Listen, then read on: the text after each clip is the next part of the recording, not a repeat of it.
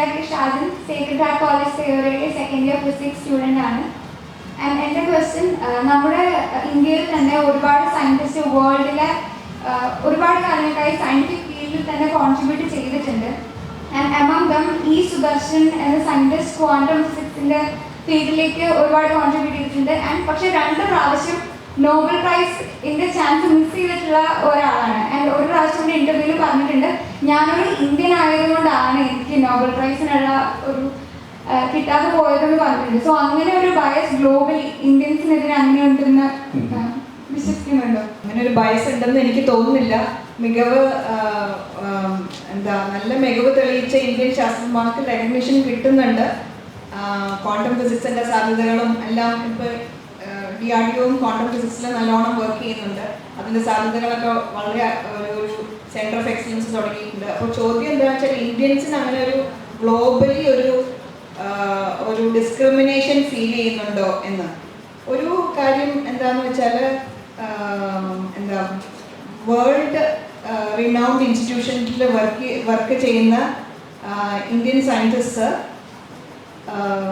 പബ്ലിക്കേഷൻ്റെ കേസിലും എല്ലാം നോക്കുവാണെങ്കിൽ മുന്നോട്ട് വന്ന ആൾക്കാർക്ക് റെക്കഗ്നിഷൻ കിട്ടിയിട്ടുണ്ടെന്ന് തന്നെയാണ് എൻ്റെ അഭിപ്രായം. പക്ഷേ ഈ ഒരു പ്രത്യേക വിഷയത്തിൻ്റെ ഒരു സെൻസിറ്റിവിറ്റി കൊണ്ടിട്ട്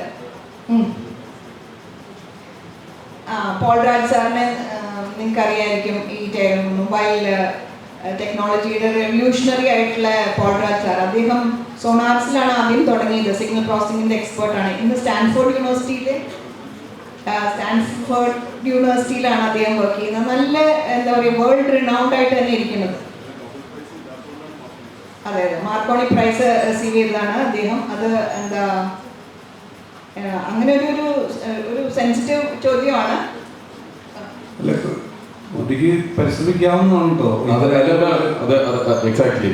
ECG സുദർശൻ ആക്ച്വലി ടക്യൂൺസ് വെച്ചിട്ട് ഐൻസ്റ്റീൻ്റെ തിയറീനെ അക്സെപ്റ്റ് ചെയ്യാനാണ് നിന്നിരുന്നത്. And it's at that level. പക്ഷേ നോബൽ പ്രൈസിൻ്റെ ഫൈനൽ ലിസ്റ്റിംഗിൽ പോയിരിക്കുന്ന വേറെയും ഇന്ത്യക്കാരുണ്ട്. എനിക്ക് വളരെ ക്ലോസ് ആയി അറിയാവുന്ന ഡോക്ടർ ഷിബാജി റാഹ, ഇന്ന് കൽക്കട്ടയിലെ ബോസ് ഇൻസ്റ്റിറ്റ്യൂട്ടിൻ്റെ ഡയറക്ടറായിരുന്നു. ഞങ്ങൾ ജപ്പാനിൽ ഒരുമിച്ച് വളരെ ഫ്രണ്ട്ലി ആയിട്ട് ഉണ്ടായിട്ടുള്ളതാണ്. ഷിബാജി റാഹ ലെറ്റേഴ്സ് ഓഫ് ഫിസിക്സിൽ ഏറ്റവും കൂടുതൽ പേപ്പേഴ്സ് ഉള്ള ഒരു സയൻറ്റിസ്റ്റാണ്. ഏതാണ്ട് 25 വർഷക്കാലം ജർമ്മനിയിലും അമേരിക്കയിലും ഇന്ന് is one of the most sought after scientist in the world. And quantum മെക്കാനിക്സിലും ഒറിജിൻ ഓഫ് ദ യൂണിവേഴ്സിലൊക്കെ റിസർച്ച് ചെയ്യുന്നത്. പക്ഷെ Nobel prize at the end of the day നമ്മൾ ഐ തിങ്ക് വി ക്യാൻ വളരെ സെൻസിറ്റീവാണ്. പക്ഷെ നമ്മൾ തിരിച്ചറിയേണ്ട ഒരു വിഷയം മഹാത്മാഗാന്ധിക്കും കിട്ടിയിട്ടില്ല, ലിയോ ടോൾസ്റ്റോയ്ക്കും കിട്ടിയിട്ടില്ല.